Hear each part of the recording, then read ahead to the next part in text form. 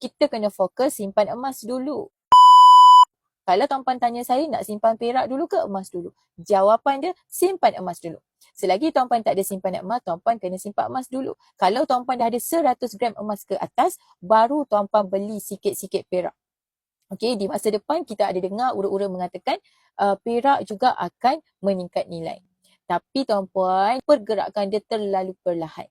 Sebab itu kalau tuan-puan nak cepat untung dalam simpanan, tuan-puan kena fokus menabung emas. Target 100 gram ke atas, dah ada 100 gram, baru tuan-puan simpan perak. Tapi perak ni tuan-puan, kita ada game dia juga. Bukan boleh beli macam tu je. Okey, kalau tuan-puan nak simpan, target 250 gram ke atas. Baru untung. Dalam bentuk bar yang besar.